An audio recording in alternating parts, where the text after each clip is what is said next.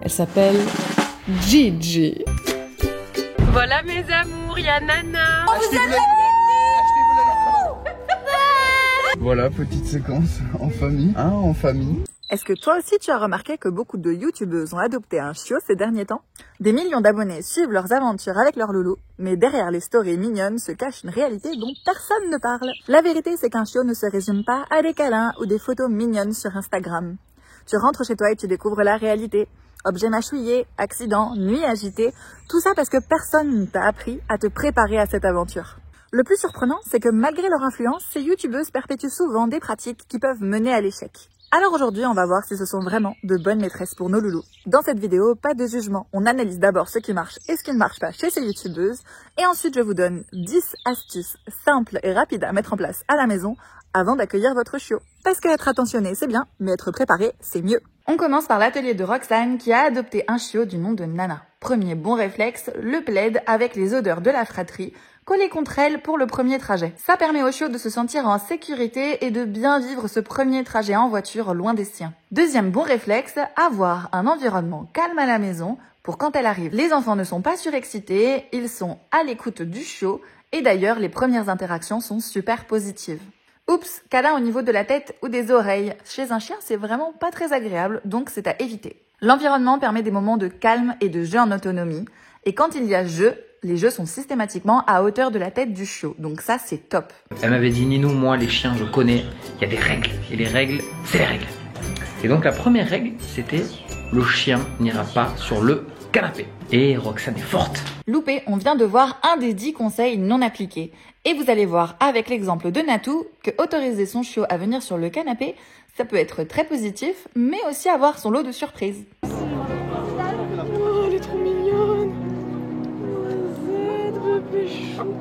Parce que oui, Natou a adopté il y a quelques mois un chiot à la Réunion qu'elle a renommé Gigi. Bon réflexe ici, un équipement adapté, donc un collier qui est léger avec une laisse longue pour permettre au chiot de bien découvrir son environnement sans avoir de contraintes. Natou fait le choix d'autoriser son chiot à monter sur le canapé. Et ça a des bons, mais aussi des mauvais côtés. Une dizaine de jours, elle s'est mise maintenant à chier sur le canapé. C'est arrivé 2 fois. Elle se roule dans la merde, comme qui dirait. Ah oui. Et elle revient dans la maison et elle se roule après sur les canapés. Voilà, donc si vous autorisez le canapé à votre chien, n'oubliez pas que dans sa tête, il ne fera pas la différence quand il sera propre, sale, malade, et le canapé sera pour lui toujours acquis. Si comme Natou vous prenez ça à la légère, tant mieux, mais si comme moi vous aimez bien avoir un canapé propre, je vous invite à imposer cette règle dès le départ. Pas de chien sur le canapé. L'autoriser une fois puis revenir en arrière, ça sera créer de l'incohérence et donc fragiliser la relation avec votre chien. Natou a aussi des problèmes d'aboiement avec ses chiens, un comportement que Gigi a copié sur Lola. Qu'elle aboie tout le temps. Dès que quelqu'un rentre dans une pièce, c'est aboiement, mais ça casse vraiment la tête. Il n'y a rien à faire. J'ai vu des astuces en fait où tu mets des pièces dans une bouteille et tu fais du bruit, ça surprend les chiens, comme ça ils bloquent, ils arrêtent et tu fais c'est bien, super.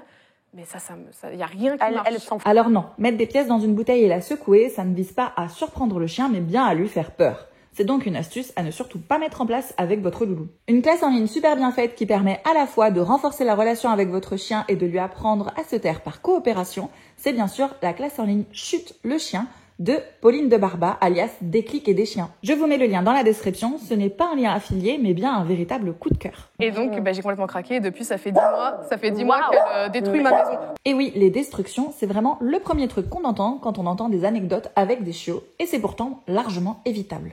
Ça fait 10 minutes que tu la bouffes. Tu me saoules. Ok, donc t'as pas ton jouet, donc tu chopes ma chaussure et tu la mâchouilles. Eh oh, tu arrêtes. Tu lâches ma chaussure. Un chiot ne connaît pas le nom, ne connaît pas le stop. Et d'ailleurs, c'est des mots qu'il faut éviter. Parce que rentrer en conflit avec son chiot dès les premiers jours ou les premières semaines où il est à la maison, c'est absolument à éviter. Avec les astuces que je vais vous donner un peu plus tard dans la vidéo, je peux vous garantir que ça sauvera une bonne partie de votre mobilier. Dans la famille Ventura aussi, on a accueilli un chiot et vous allez voir que c'est tout sauf dans les bonnes conditions. J'ai acheté un chiot Golden Retriever, chose que papa ne voulait pas du tout. Alors là, on peut se dire que c'est simplement un scénario pour faire une chouette vidéo pour YouTube. Manque de bol, il y a quand même beaucoup de choses qui suivent et qui sont très problématiques pour le chiot. Moi et les enfants, on s'est dit que si on réussissait à garder le chien sans qu'il s'en rende compte pendant 7 jours, il n'y aura pas le choix d'accepter le chien. Déjà, on normalise le fait d'adopter un chien sans que tous les membres de la famille ne soient d'accord, et ça c'est vraiment problématique. Ensuite, le chiot est traité comme une peluche qu'on planque dans un carton, qu'on recouvre de couverture, sans même faire attention à ses signaux de communication. L'environnement d'accueil est très stressant avec énormément de cris.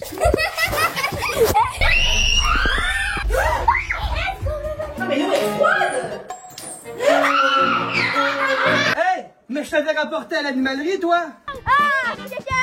Le chiot fait ses besoins dehors et il n'est pas récompensé, et du coup... Non, le nouveau chien a fait caca dans la petite maison. C'était largement anticipable et je vous donne dans la suite de cette vidéo des conseils pour éviter cette situation.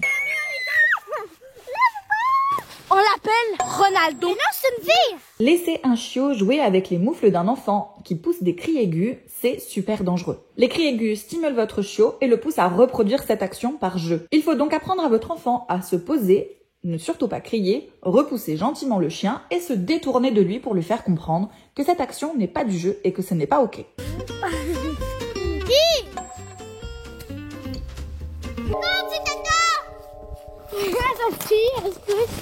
Si vous avez des animaux et que vous voulez faire les présentations avec votre chiot, attendez plusieurs semaines que le chiot ait confiance en vous. Mettez votre chiot en sécurité. Un harnais et une laisse détendue permettront d'avoir un contrôle dessus si quelque chose foire sur les présentations. Ici, on a un chiot en totale liberté qui est bien trop proche à mon goût des sabots du poney. Bref, la vidéo est peut-être divertissante, mais il ne faut absolument rien copier de tout ce qui a été fait avec un chiot dans celle-ci.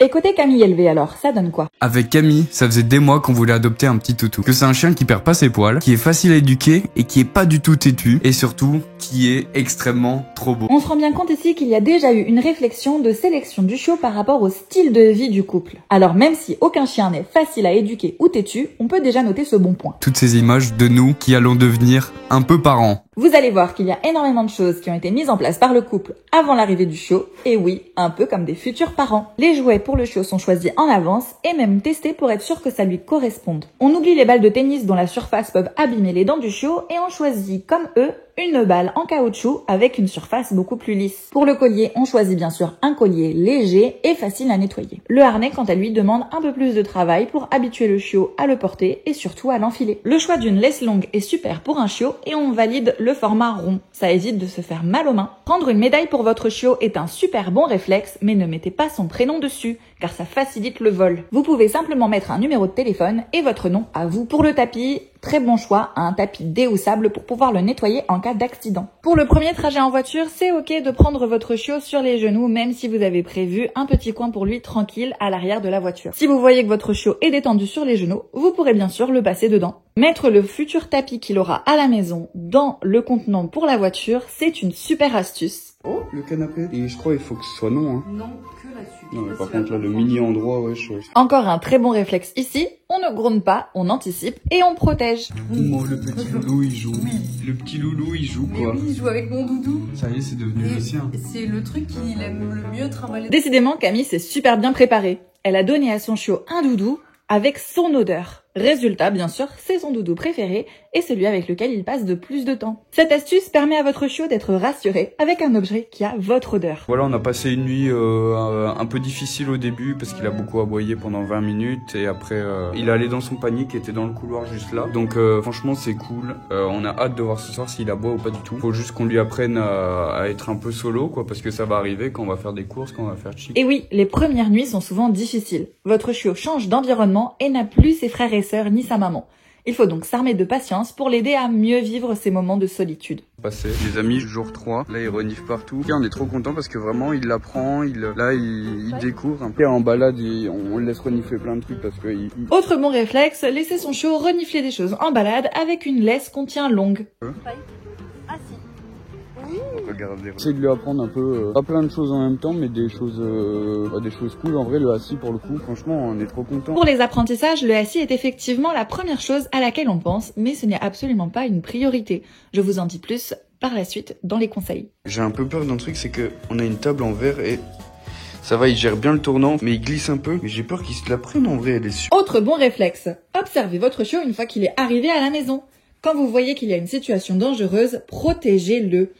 Là, en l'occurrence, pour la table en verre, on peut imaginer mettre un tapis sous la table pour aider le chiot à garder ses bons appuis. Par contre, ouais, il commence à me bouffer les rideaux de temps en temps là. Et il tire dessus pour le ramener dans son panier, mais Pour les rideaux, là aussi, il y a une astuce. Il suffit de simplement les relever pour pas qu'ils ne soient à la hauteur du chiot. Il a toujours un peu du mal à rester seul. Et ici, on va aller faire les courses pour le laisser une petite demi-heure, 1 heure solo. Et du coup, on lui a préparé des petits trucs. Encore une fois, un bon réflexe, commencer par des petites absences et les faire durer de plus en plus longtemps. Pour aider le chiot, effectivement, c'est une très bonne idée de mettre en place des jeux d'occupation pendant votre absence. La routine à mettre en place, c'est de lui faire comprendre que quand vous partez, il y a des super trucs jackpot qui arrivent. Les amis, update, ça fait presque 2 semaines, on l'a. Alors, il y arrive malheureusement beaucoup trop bien. Ça a duré moins de 2 semaines pour qu'il puisse monter sur le canapé. Ah là là là là, encore un qui a cédé à la tentation du canapé. Faites cependant attention au moment de la descente du canapé, car à force de monter et descendre, cela pourrait abîmer les articulations de votre chiot. On est en train de faire une première balade avec une longe pour lui apprendre à marcher sans laisse. Il a 10 mètres, c'est regarder un peu toute la longe. La longe est une excellente option pour la marche en libre, à condition qu'elle soit adaptée à la taille de votre chien. Ici, vous voyez qu'elle est un tout petit peu trop lourde pour le loulou, qui a du mal à se déplacer avec. Là, regardez comment je suis équipé. Mon petit truc juste là, avec ces petites friandises dedans, qui me permet du coup de le récompenser à chaque fois qu'il revient, quand on lui dit de revenir. La pochette à récompense, on valide, mais il ne faut pas récompenser le chien uniquement quand on lui demande de venir. Il faut aussi le récompenser quand il revient naturellement tout seul. Alors on l'a vu, nos youtubeuses préférées, malgré toute leur bonne volonté, ne sont pas toujours les meilleurs exemples à suivre. Mais au lieu de les blâmer, je préfère vous donner ici les 10 réflexes essentiels que j'aurais aimé savoir avant ma première adoption. Des gestes simples, mais qui font toute la différence. Le premier réflexe, c'est le rangement. Je sais comme ça peut paraître évident, mais c'est souvent le plus négligé. Chaque objet qui traîne est une véritable tentation pour votre chiot, et mettre en place une routine de rangement dès maintenant, c'est l'assurance qu'elle soit acquise quand votre chiot arrivera. Parce que oui, une routine c'est comme un muscle.